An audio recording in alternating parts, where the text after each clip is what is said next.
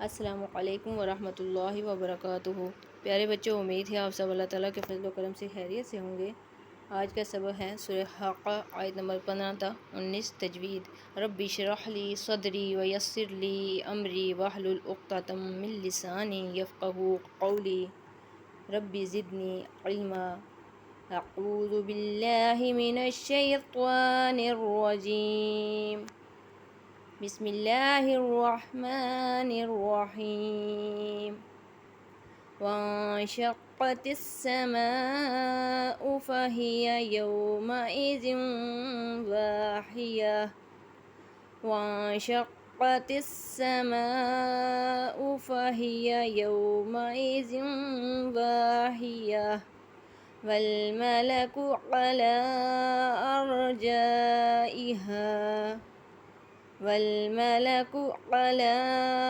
أرجائها ويحمل عرش ربك فوقهم يومئذ ثمانية ويحمل عرش ربك فوقهم يومئذ ثمانية يومئذ تعرضون لا تخفى منكم خافية يومئذ تعرضون لا تخفى منكم خافية فأما من أوتي كتابه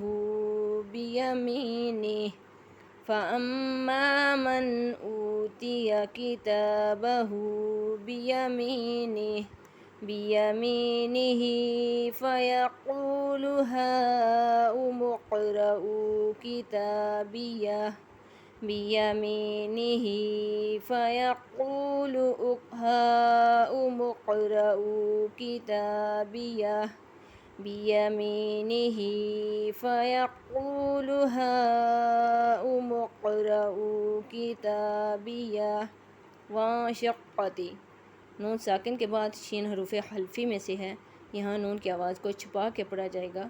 وانشقت السماء، حروف مدہ اور حمزہ ایک کلمے میں موجود ہیں تو یہاں مد متصل ہوگا۔ مد متصل کو 3 الف کے برابر کھینچ کے پڑھا جاتا ہے۔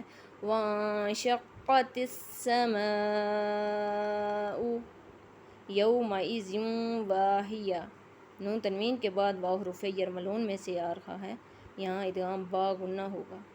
یومئذ واہیہ ارجائہا، یہاں را کو موٹا پڑھنا ہے کیونکہ را خود ساکن ہے لیکن را کے پچھلے حرف کے اوپر زبر ہے تو را کو موٹا پڑھا جائے گا۔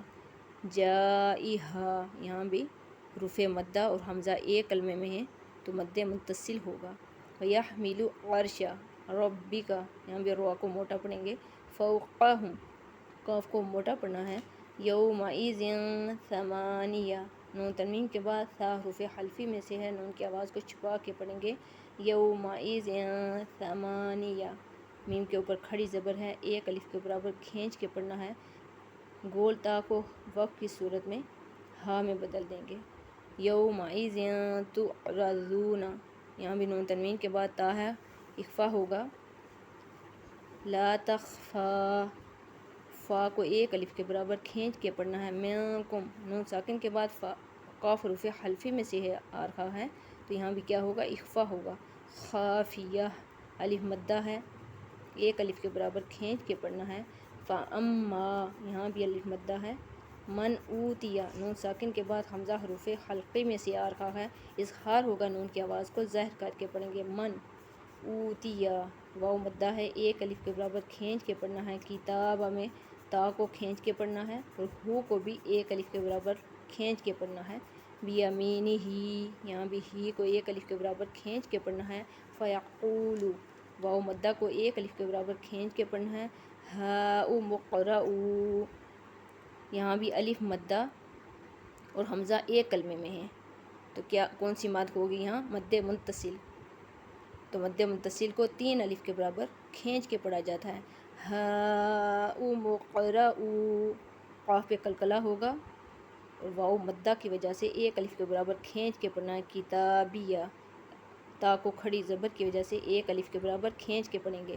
بسم اللہ الرحمن الرحیم، وانشقت السماء فہی یومئذ واہیہ، یومئذ واہیہ، والملک علی ارجائها ويحمل عرش ربك فوقهم يومئذ ثمانية، ويحمل عرش ربك فوقهم يومئذ ثمانية، يومئذ تعرضون لا تخفى منكم خافية، فأما من أوتي كتابه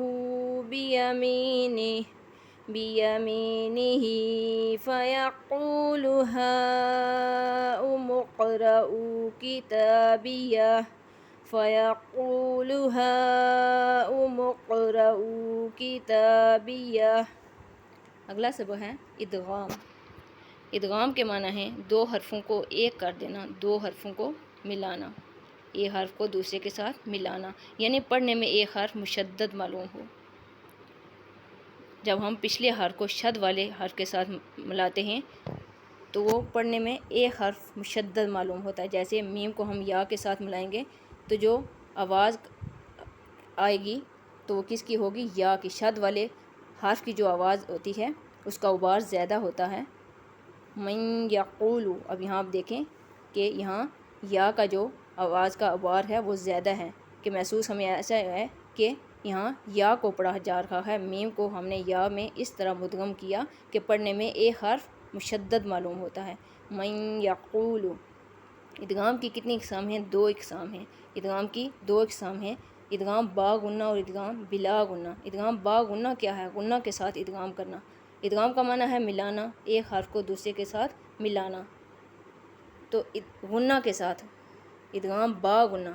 با غنہ کیا ہے کہ ادغام تو ہم کرتے ہیں، ایک حرف کو دوسرے کے ساتھ ملاتے ہیں، لیکن ایک جگہ ہم نے با غنہ میں غنہ کے ساتھ ادغام کرنا ہے اور ادغام بلا غنہ میں بغیر غنہ کے ادغام کرنا ہے۔ ہم دیکھتے ہیں کہ ادغام با غنہ ہم نے کہاں کہاں کرنا ہے۔ نون ساکن اور نون تنوین کے بعد حروف یرملون میں سے حروف یرملون 6 حروف ہیں، یا، را، میم، لام، واو، نون۔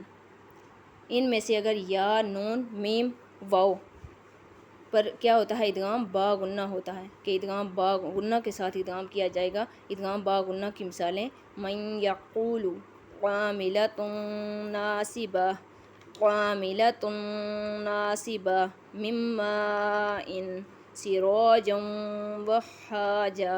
اب یہاں آپ دیکھیں کہ چاروں مثالوں میں آپ نے کیا کیا ہے؟ ادغام با غنہ۔ ادغام با غنہ کریں گے ہم، کہ غنہ کا مطلب ہے آواز کو تھوڑی دیر ناک کی ہڈی میں ٹھہرانا۔ غنہ کا کیا مطلب ہے؟ کہ آواز کو تھوڑی دیر ناک کی ہڈی میں ٹھہرایا جاتا ہے۔ تو یہاں ہم نے من یقول، یہاں بھی آواز جو ہماری ہے وہ ناک کی ہڈی میں جا رہی ہے، تو یہاں کیا ہوگا؟ ادغام با غنہ۔ اب ادغام با غنہ میں ہم نے ادغام کرنا ہے غنہ کے ساتھ، تو ادغام بلا غنہ۔ ادغام بلا غنہ میں کیا ہے؟ غنہ کے بغیر ادغام کرنا۔ نون ساکن یا نون تنوین کے بعد، نون ساکن کیا ہے؟ جب نون کے اوپر جزم کا نشان ہو تو وہ نون ساکن ہے، اور نون تنوین آپ کو میں نے کل بھی بتایا تھا کہ دو زبر، دو زیر اور دو پیش کو کیا کہا جاتا ہے؟ نون تنوین۔ کیوں کہا جاتا ہے؟ کہ جب ہم اس کو بولتے ہیں آواز جو آتی ہے، جیسے با دو زبر بن تو نون کیا آتی ہے، با دو زیر بن، با دو پیش بن، تو اس وجہ سے اس کو کیا کہا جاتا ہے؟ نون تنوین۔ دو زبر، دو زیر، دو پیش کو نون تنوین کہا جاتا ہے۔ جب نون ساکن اور نون تنوین کے بعد حروف یرملون میں سے لام اور را میں سے کوئی حرف آ جائے تو وہاں ادغام بلا غنہ ہوگا۔ ادغام تو ہم کریں گے کہ ایک حرف کو دوسرے کے ساتھ ملائیں گے، لیکن غنہ نہیں کریں گے۔ جیسے من لدن کا، یہاں دیکھیں من لدن کا، اس میں آواز ناک کی ہڈی میں نہیں جا رہی۔ عیشۃ راضیہ، یہاں بھی آواز ناک کی ہڈی میں نہیں جا رہی ہے، تو یہاں کیا ہوگا؟ ادغام بلا غنہ۔ شاباش، اس قاعدے کو آپ نے اچھی طرح پڑھنا ہے، اور پڑھنے کے بعد آپ نے سورہ حاقہ میں جو آیات آج کل آپ پڑھ رہے ہیں ان میں آپ نے ادغام بلا غنہ اور ادغام با غنہ کی نشاندہی کرنی ہے۔ ڈائری آج کی ہے سورہ حاقہ آیت نمبر 15 تا 19 تجوید ادغام کا قاعدہ مکمل زبانی یاد کرنا ہے۔ اللہ حافظ۔